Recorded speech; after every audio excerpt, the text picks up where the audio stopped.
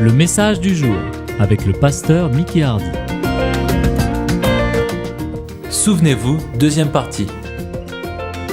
Donc il avait besoin de cette grâce, il avait besoin de ce soutien du Père. Et le Père envoie du ciel un ange. Regardez le verset 43, je crois que c'est... Oui. Alors un ange lui apparut du ciel pour le fortifier.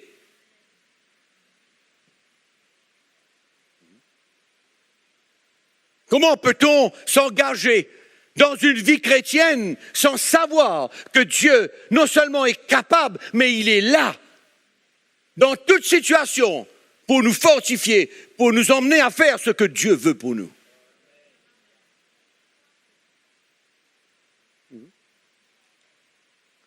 Personne ne peut faire face à la vie chrétienne sans la grâce de Dieu. Le soutien de Dieu, la force de Dieu.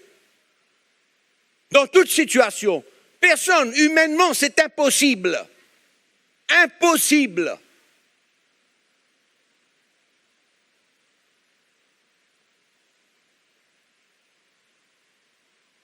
Et souvent dans les situations où nous nous trouvons, ça paraît les situations les plus difficiles qui puissent exister dans le monde.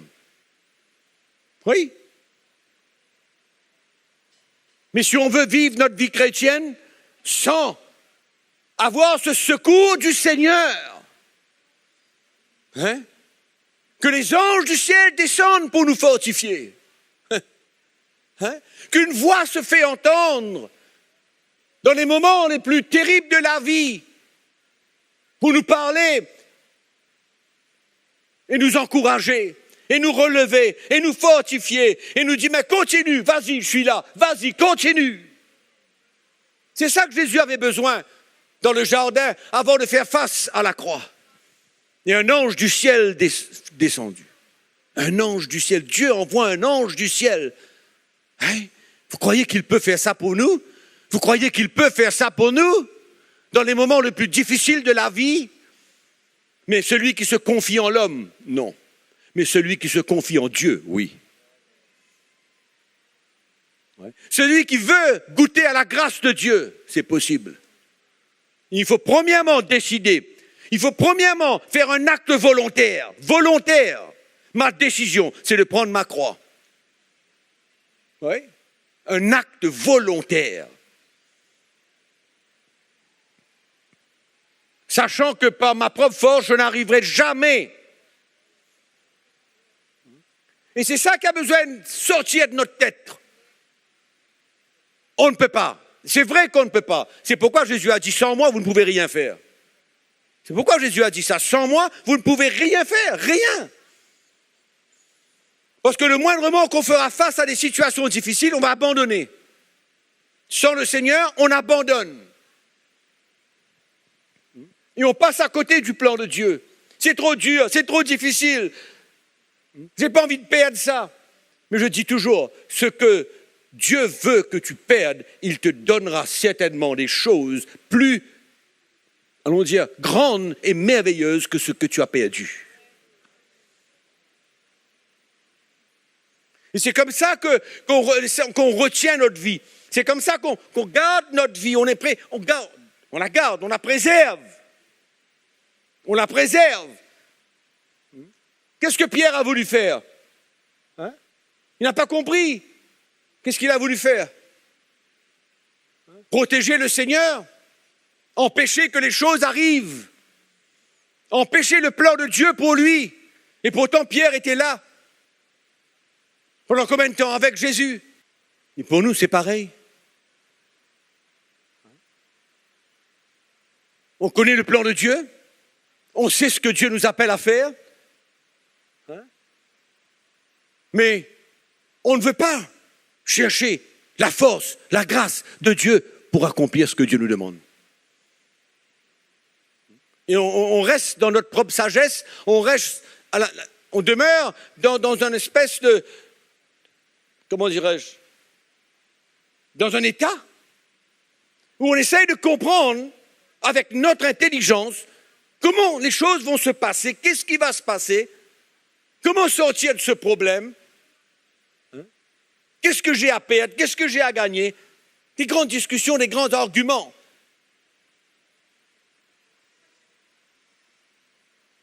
Mais Jésus a dit à Pierre, je dois prendre la coupe que le Père me demande de prendre. Je dois la prendre. Alléluia, heureusement qu'il l'a pris. Alléluia. Amen. Pour nous tous. Donc Jésus a su aller chercher le secours auprès du Père. Le Père l'avait envoyé, mais il était toujours en contact, toujours en communion avec le Père. Dans les moments les plus durs, la grâce de Dieu, son Père, était là pour lui. C'est pourquoi, mes frères et sœurs, ayons une vision toujours de la résurrection. La résurrection, ça veut dire quoi? La vie, la victoire, la vie, la victoire, la gloire et tout ce que Dieu a pour nous, sa vie. Amen. Ne gardons pas nos regards sur simplement les moments durs de la vie, les moments difficiles de la vie, mais regardons à l'étape finale. Résurrection. Retour à la gloire.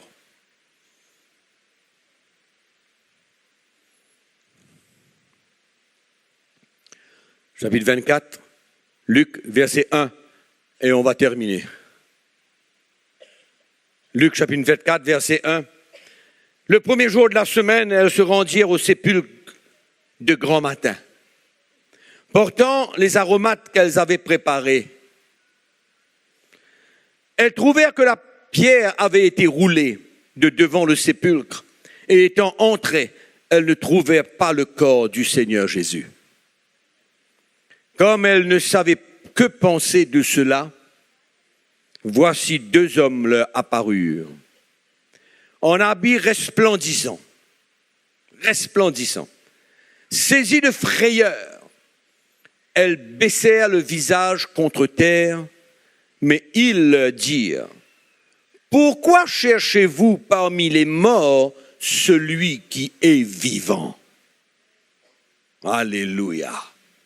Pourquoi cherchez-vous parmi les morts celui qui est vivant?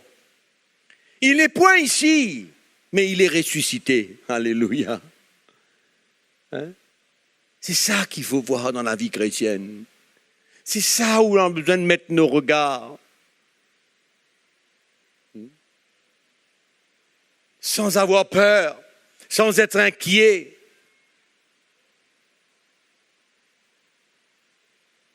Sans être troublé, je vais perdre ceci, je vais perdre cela. On a tout à gagner, mes frères et sœurs. Hein? Le trésor de la vie de Jésus en nous, cette vie de résurrection. Amen. Laissons le temps, laissons l'éternité que nous allons passer avec Dieu. Hein? Mais pourquoi lutter sur cette terre, dans notre propre force, et laisser l'ennemi gagner notre vie, gagner notre cœur, au lieu de prendre cette croix et de suivre Jésus et de pouvoir manifester sa vie à l'intérieur de nous pour pouvoir le servir. Et d'être bien à l'intérieur de nous, d'être bien dans mon cœur. Moi, je dis toujours, si un chrétien est bien dans son cœur, je suis content. Il est bien. Il sait qu'il grandit. Il sait qu'il y a des choses qui se passent en lui. Il sait que le Seigneur est en train de le libérer. Il est content de cela. Il est fier de cela. C'est sa gloire. C'est ça la vie chrétienne. Amen. C'est ça la vie chrétienne. Il ne faut pas perdre de vue. Pourquoi est-ce que les chrétiens luttent? Pourquoi? Pourquoi est-ce qu'ils luttent? Parce qu'ils préservent leur vie. Ils la gardent. Mais Jésus a dit quoi? Volontairement. Volontairement. Je vais la donner.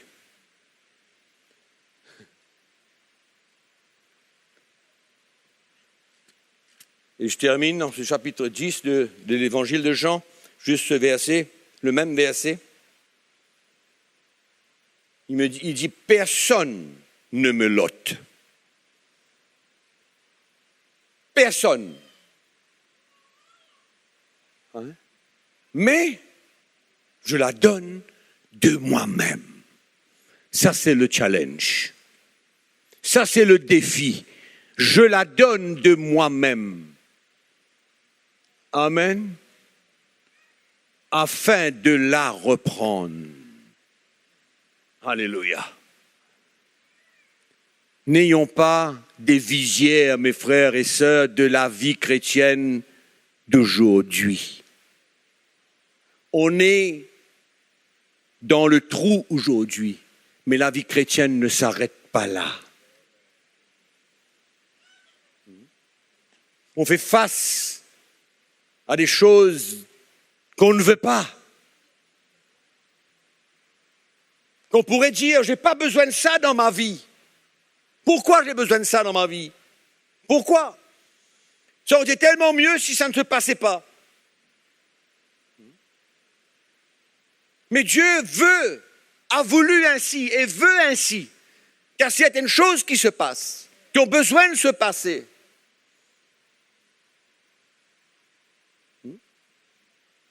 Pour que je puisse le servir avec sa vie. Ce parfum de bonne odeur de la connaissance de Christ. Vous rencontrez des chrétiens, souvent ils sont secs, morts. Il n'y a rien, absolument rien qui émane d'eux. On ne ressent rien. Vous savez, il y a beaucoup de chrétiens aujourd'hui qui ont un langage. Mais ce n'est pas le langage que le Seigneur veut. C'est quelque chose qu'on transporte dans notre cœur. C'est quelque chose qui se ressent. Cette vie de Jésus en moi, cette vie de Jésus en vous, qu'importe où vous êtes, qu'importe où vous allez, ça se ressent. Ça, on véhicule quelque chose, on transmet quelque chose, la vie de Christ. La vie chrétienne, ce n'est pas la connaissance, ça n'a rien à voir. Vous pouvez connaître la Bible entièrement et être un chrétien sec. Vous pouvez être un théologien avec tous les titres que vous pouvez avoir. Les honneurs de la théologie. Sans même transporter un peu de la vie de Christ. Pourquoi? Parce que vous vous êtes reposé sur la connaissance et non pas sur ce que Dieu a besoin de faire et traiter dans notre vie. Pour la vie de Christ. Pour la vie de Christ. C'est l'Épître aux Hébreux. Chapitre 12, verset 1. Nous donc aussi, puisque nous sommes environnés d'une si grande nuée de témoins, ça parle de tous les témoins de la foi du chapitre 11, rejetons tout fardeau et le péché qui nous enveloppe si facilement. Et courons avec persévérance dans la carrière qui nous est ouverte. Ayant les regards sur Jésus. Vous savez, quelquefois, les gens vous disent, regarde à Jésus. C'est quoi? Où est-ce que l'auteur de ce livre veut nous conduire là? Où est-ce qu'il veut qu'on regarde là? À quoi? À une statue? À une image? Ou bien dire Jésus? Non? Tournons nos regards sur Jésus, qui suscite la foi et la mène à la perfection en échange de la joie qui lui était réservée. Il a souffert à la croix, méprisé l'ignominie, s'est assis à la droite du trône de Dieu. C'est comme ça qu'on regarde Jésus. Dans nos difficultés, dans nos manquements, dans nos souffrances, dans notre identification avec lui, on regarde son parcours. Son parcours. Comment il a été prêt d'aller jusqu'à la croix, il a souffert, méprisé l'ignominie. Ça veut dire quoi? Il a ignoré la honte de la croix. Il l'a ignoré. Amen. Et combien d'entre nous on évalue le prix de ce qu'on a besoin de payer pour le servir. Combien d'entre nous, on évalue ce qu'on va perdre? Non seulement ce qui se passe en nous et ce que les gens peuvent voir, mais ce qu'on a besoin de perdre aussi. Mais la Bible nous dit que Jésus, lui, il a méprisé l'ignominie. Il a ignoré la honte que la croix veut dire, représente. Ignorer. Comment on va retourner? Regarder à Jésus, c'est quoi? Il ne faut pas devenir religieux, mes frères et sœurs. Il ne faut pas devenir religieux. Hein? Regardez quelque chose avec nos yeux naturels. L'auteur est en train de nous montrer le parcours de Jésus. Il nous dit en échange de la joie qui lui était réservée. Hein? Il a souffert à la croix, méprisé l'ignominie et s'est assis à la droite du trône de Dieu. On parle de la chrétienté d'aujourd'hui, avec toutes les horreurs que nous voyons dans les églises, la sorcellerie. Qu'est-ce que les gens comprennent de la chrétienté? Rien à voir avec ce que nous sommes en train de lire là, rien. Rien. Aucune forme d'identification. Non, rien. C'est la préservation de toute sa propre vie, de toute sa vie. C'est préserver sa vie. Voilà ce qu'on voit dans le monde chrétien d'aujourd'hui. On veut préserver sa vie. Ça n'a rien à voir avec la chrétienté de ce que nous lisons dans la Bible. Absolument rien. Rien.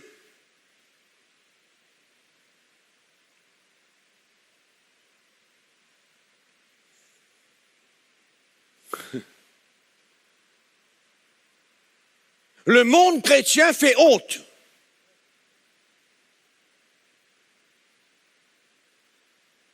En voyant les choses qui se passent dans les églises. Mais là, il y a une autre honte, là. Il y a une autre, là.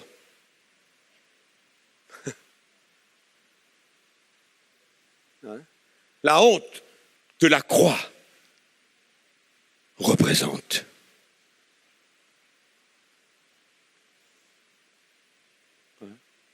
Il y a des millions de chrétiens qui ont un petit poisson derrière la voiture, hein? Une petite croix qu'ils suspendent à leur cou, mais aucune compréhension de ce que c'est que la vie chrétienne. Rien. Zéro. Ils ont été sauvés, ils ont été pardonnés, puis c'est tout.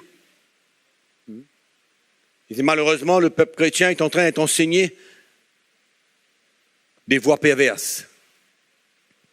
Perverses. Vous avez compris ce que je vous ai dit là? Hein? Ayant les regards sur Jésus, qui suscite la foi et l'amène à la perfection. Qu'est-ce que ça veut dire tout ça? Qui suscite la foi et l'emmène à la perfection. Mais comment ça se passe tout ça? Dans la prière? Oui, la prière, c'est bien bon, c'est super. On a du temps avec le Seigneur, une communion avec le Seigneur. Hein? Mais vous croyez que la prière va emmener votre foi à la perfection? Jamais. Il y a un chemin à prendre là. Et c'est pourquoi nous avons besoin de regarder à Jésus. Non seulement dans quel état d'esprit qu'il a affronté la croix et comment il a cherché l'aide et le soutien de son Père, mais en même temps d'être prêt à perdre sa vie. Amen. C'est ça qu'on voit là. Ça c'est le texte, ça c'est la réalité, ça. Les gens vous disent, aujourd'hui, vous avez une petite foi. Dans 6 mois, vous aurez une foi un petit peu plus grande comme ça. Parce que si vous demandez un mouchoir à Dieu, il vous donne, c'est bon. La semaine prochaine, ne demandez pas un mouchoir, demandez une paire de souliers. Et quand vous avez une paire de souliers, ne demandez pas une paire de souliers, demandez un costume. Votre foi est en train de grandir. Mais c'est quoi ce truc-là? Hein? Vous commencez petit et vous grandissez comme ça. Comme ça? Mais où est la croix dans tout cela? Où est notre vie dans tout cela? Où c'est? Où est notre vie? Et on trompe le peuple de Dieu, on trompe le peuple de Dieu. C'est tromper l'Église. Qui suscite la foi et l'amène à la perfection. Vous voulez des gens que leur foi était parfaite? Lisez le chapitre 11. Lisez le chapitre 11 du livre des Hébreux. Hein? Et vous allez vous rendre compte de ce que c'est que la foi parfaite. La foi parfaite. Dieu a mis la foi dans leur cœur, les a appelés à accomplir son plan, et ils étaient prêts à tout, sans préserver leur vie. Là, on est en train de comprendre qu'est-ce que c'est. Hein? Il suscite la foi dans nos cœurs et il l'emmène à la perfection. En échange de la joie, la Bible nous dit, en échange de la joie qui lui était réservée. Il a souffert la croix, méprisé l'ignominie, et s'est assis à la droite du Père. Ça, c'est de la chrétienté claire et pure. Ça, c'est la sainte doctrine. Compris? Clair ou non? Ça, c'est la sainte doctrine.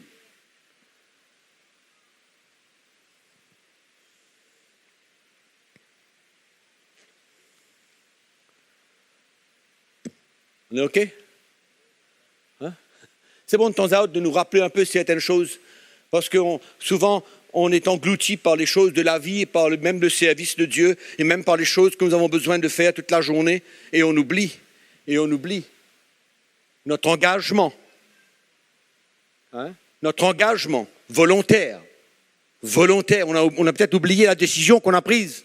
Combien d'entre vous ont déjà pris une décision pour vraiment donner votre vie à Christ? Je ne parle pas du salut, je parle d'autre chose. Hein?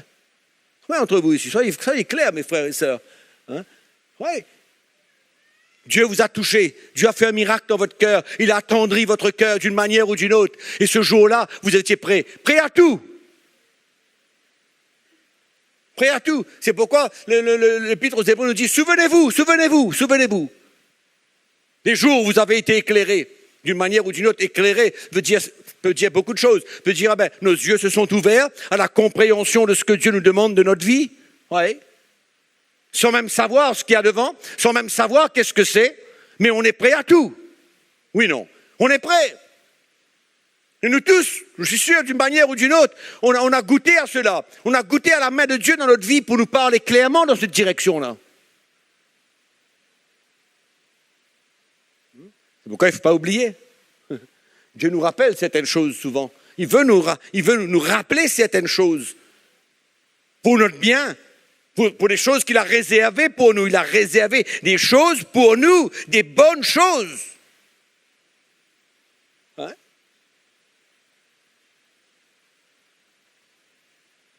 Il y a des bonnes choses dans la chrétienté.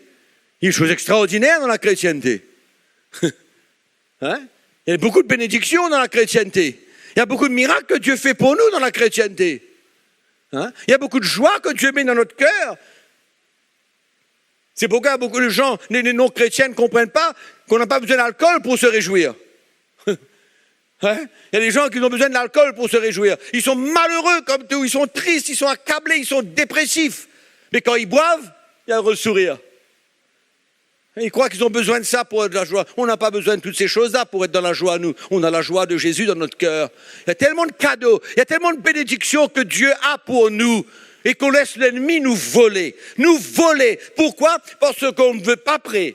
On n'est pas prêt à mettre notre vie sur l'autel et dire au Seigneur, fais ce que tu veux de ma vie, mais je sais que tu as de belles choses pour moi. Je sais que tu as beaucoup de bénédictions en réserve pour moi. Je sais que tu veux me délivrer des choses dans ma vie. Je sais. L'évangile, clair. Ça challenge. Ça met au défi. Hein? Ça convainc. Qu'est-ce qu'on va faire de notre vie? On va faire quoi? À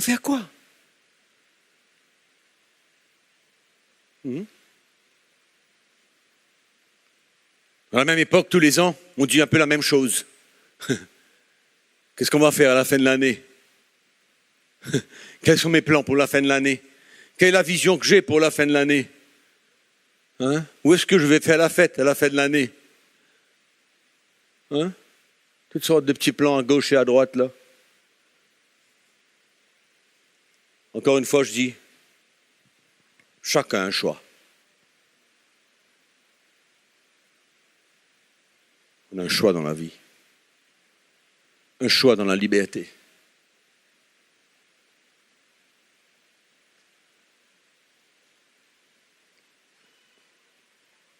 Ah, moi je sais une chose, que Jésus est bon pour moi. Hein? Il est bon pour moi. Il fait de grandes choses. C'est pourquoi je ne veux pas perdre. Je n'ai pas envie de perdre ma joie, je n'ai pas envie de perdre ma paix. Je veux demeurer avec Jésus. Quand on pense comment certaines personnes dans l'Ancien Testament ont vécu, ces trois hommes dans le feu, dans la fournaise ardente. Hein? Comment expliquer une chose pareille? Que trois bons hommes rentrent dans une fournaise ardente, hein? Et sortent de là intacts. Intacts. Absolument intacts. Comment expliquer ça? Hein? Mais il y avait une quatrième personne là-dedans. Il y avait une quatrième personne là-dedans. Mais nous, on n'a pas besoin d'entrer dans une fournaise ardente pour aller chercher la quatrième personne. La quatrième personne habite en nous. Habite en nous. Amen. Et il est la gloire du Père. Et il est notre gloire. Amen. Moi, je veux vous m'encourager à ne pas perdre de vue ce plan merveilleux de Jésus. Et de ne pas besoin d'être jaloux des gens du monde. Amen. Il n'y a rien à être jaloux. Au contraire, il veut dire merci Jésus, tu m'as délivré de là où ils sont. Tu m'as délivré de ces choses-là. Moi, je suis content. Merci de nous avoir suivis. À bientôt.